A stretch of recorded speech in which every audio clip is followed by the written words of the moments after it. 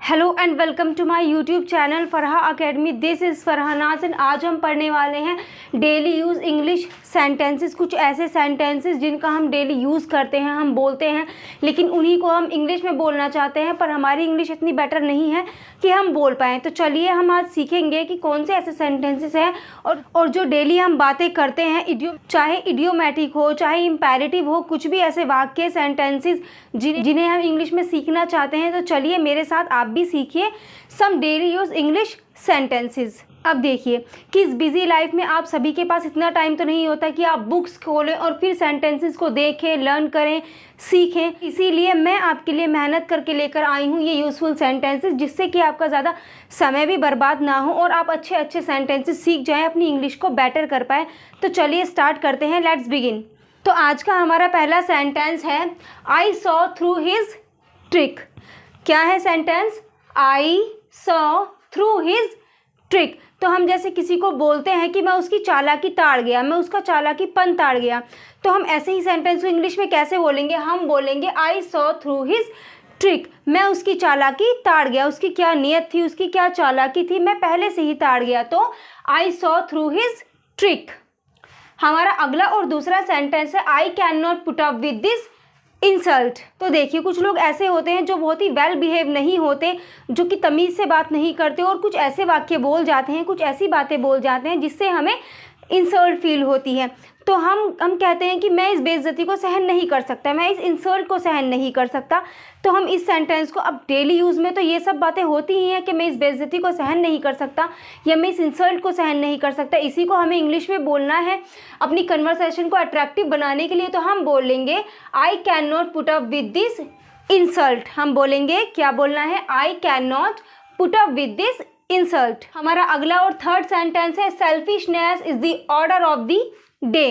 तो देखिए इस मॉडर्न ज़माने में, इस चालाकी के ज़माने में सब लोग कितने स्वार्थी होते जा रहे हैं। हर कोई सिर्फ अपना और अपना फ़ायदा देखता है।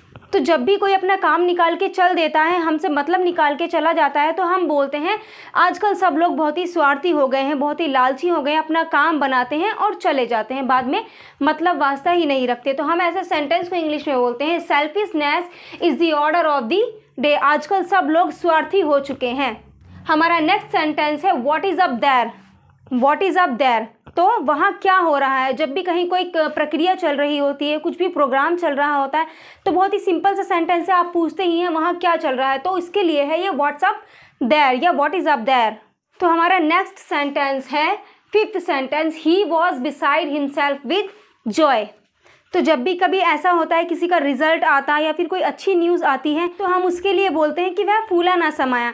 तो तब हम ऐसे सेंटेंस को बोलते हैं he was beside himself with Joy. उसका रिजल्ट देखकर, अपने नंबर देखकर, अपनी मार्किंग देखकर वो फूला ना समाया। तो he was beside himself with Joy, वह फूला ना समाया। हमारा अगला सेंटेंस है my advice fail flat on him. मेरे उपदेश का, मेरी एडवाइस का उस पर कोई असर, कोई प्रभाव नहीं पड़ा। तो हमारा कोई भी दोस्त होता है, कोई भी फ्रेंड होता है, हम उसे कुछ समझाते हैं अच्छे के लिए और वो नहीं समझता, तो तब आप बोलते हैं मेरी एडवाइस का, मेरे उपदेश का, मेरी सलाह का उस पर कोई भी प्रभाव नहीं पड़ा। My advice fail flat on him. हमारा अगला सेंटेंस है it is only a hearsay. ये सुनी सुनाई बात है कि कोई बात ऐसा होता है, कोई आपको कहता है कि आपने ऐसी गलती कर दी है, आपने वो मिसबिहेव कर दिया है, तो तब आप कहते हैं कि ये सुनी सुनाई बात है, मैंने ऐसा नहीं किया। It is only a hearsay. हमारा अगला सेंटेंस है eighth sentence my bicycle got out of order on the way.